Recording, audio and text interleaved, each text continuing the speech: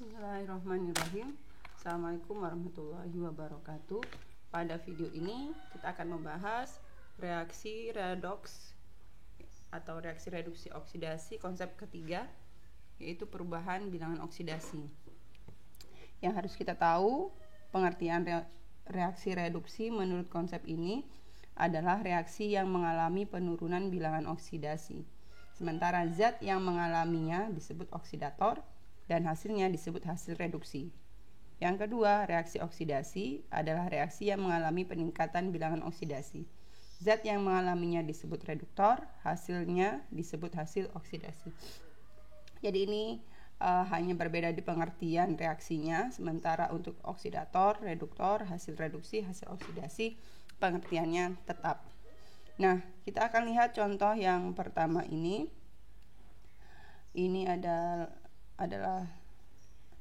persamaan reaksi yang cukup rumit. Nah, kita menggunakan konsep yang ketiga saat suatu persamaan reaksi melibatkan banyak unsur. Berbeda dengan konsep yang pertama, hanya melibatkan maksimal 3 unsur, di mana salah satunya adalah oksigen. Kemudian untuk konsep yang kedua, yaitu serah terima elektron, hanya melibatkan atau memperlihatkan dua unsur. Nah, ini kita akan melihat penggunaan berbagai macam unsur ya. Ada natrium, ada krom, oksigen, natrium, oksigen, ada lagi hidrogen, kemudian ada brom. Ya, 1, 2, 3, 4, 5, ada 6. Nah, kita akan menunjukkan reaksi reduksi dan oksidasinya. Kemudian kita akan tentukan perubahan bilangan oksidasi dari krom dan brom. Yang C, kita akan menentukan zat yang merupakan reduktor, oksidator, hasil reduksi, dan hasil oksidasinya. Oke, kita akan jawab.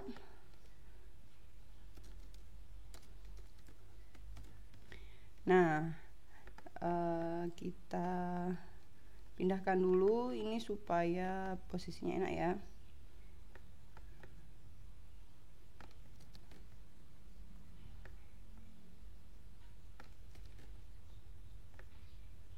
Oke.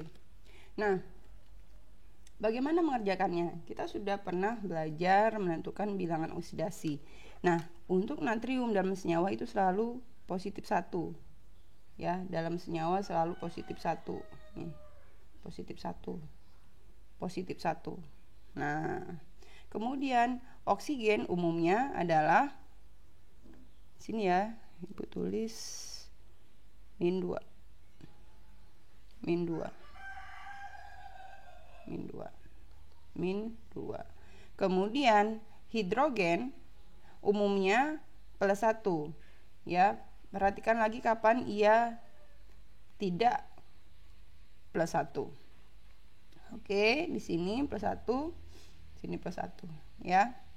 Nah, kita cek ini untuk air sudah selesai ya. Jadi ini hidrogen plus 1 kali 2 plus 2, oksigennya min 2, hasilnya adalah 0. Oke, sudah. Kemudian ini, ini belum, itu natrium. Kemudian yang ini natrium hidroksida, natriumnya plus 1, oksigennya min 2, hidrogennya plus 1, hasilnya 0 ya, karena ini adalah senyawa, sudah tepat. Nah, yang brom ini adalah unsur bebas, maka bilangan oksidasinya adalah 0. Nah, sekarang kita tentukan yang brom di natrium bromida. Natrium plus 1, ini adalah senyawa, berarti totalnya sama dengan 0. Natriumnya plus 1, berapa ditambah plus 1 supaya jadi 0? Ya, min 1. Nah, lihat brom sebelum reaksi dan setelah reaksi. Terjadi penurunan bilangan oksidasi. Nah, sekarang kita cek yang krom. Krom ini adalah senyawa, maka natrium kali 1 plus 1, oksigennya ada bilangan oksidasinya min 2, jumlahnya ada 2, berarti ia min 4. Nah, plus 1 ditambah berapa dan dikurangi min 4, hasilnya 0. Nah, plus 3 kan. Nah, jadi bilangan oksidasi krom plus 3. Yang di sini Natriumnya ada 2, ini adalah senyawa, berarti total bilangan oksidasi unsur penyusunnya sama dengan 0. Natrium ada 2, berarti 1 kali 2 plus 2, oksigennya bilangan oksidasinya min 2 dikalikan 4 jadi min 8. Nah, plus 2 tambah berapa lagi, dikurangi 8 hasilnya 0, plus 6. Nah, ini ya plus 6. Nah, ini kita hapus supaya tidak bingung. Ini ya. Oke, kita tinggalkan bilangan oksidasi masing-masing saja. Nanti bisa kalian ulang kalau kalian perlu pemahaman lebih detail yang tadi. Nah, oke, sudah. Nah, selanjutnya pertanyaannya tadi adalah kita diminta untuk menentukan reaksi reduksi dan oksidasinya. Oke, reaksi reduksi adalah reaksi yang mengalami perubahan kenaikan bilangan oksidasi ya.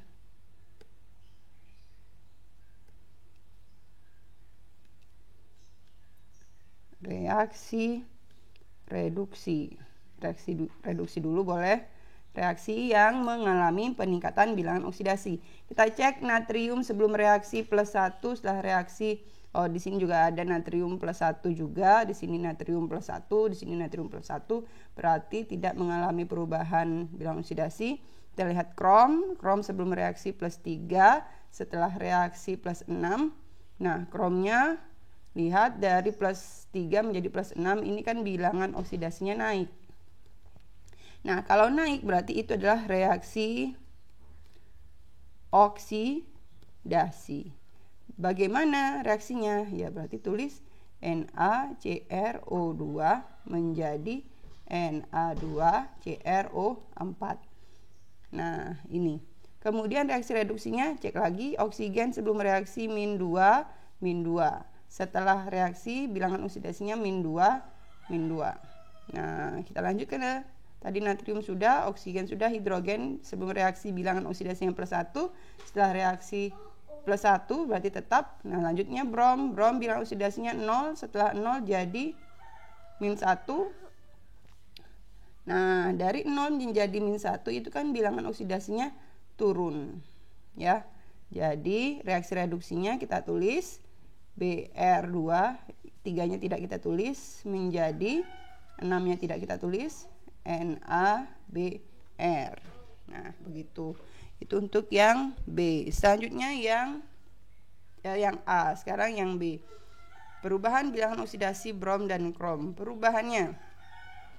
Perubahan bilangan oksidasi brom dan krom.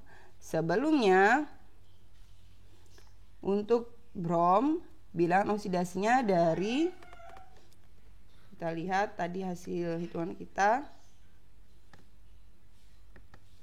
dari 0 menjadi plus 1. Dari 0 menjadi min 1. Untuk krom dari plus 3 jadi plus 6. Dari plus 3 menjadi plus 6. Nah, ini jika ditanyakan untuk brom, bilangan oksidasinya turun 1 tingkat. Nah, sementara untuk krom bilangan oksidasinya naik 3 tingkat jika itu nanti ditanyakan. Nah, sekarang oke. Yang C, tentukan reduktor, oksidator, hasil reduksi, dan hasil oksidasi ya. Nah, untuk reduktor maka lihat reaksi oksidasinya ya. Yang namanya reduktor yang letaknya sebelah kiri tanda panah. Jadi reduktornya adalah NaCrO2. Nah, sementara sebelah kanan tanda panah untuk reaksi oksidasi itu adalah hasil oksidasi, Na2CrO4. Untuk oksidator lihat reaksi reduksi. Yang terletak sebelah kiri tanda panah itu adalah oksidator, Br2. Dan yang sebelah kanan tanda panah itu adalah hasil reduksi, yaitu NaBr. Nah, ini selesai untuk contoh konsep ketiga, reaksi reduksi dan oksidasi.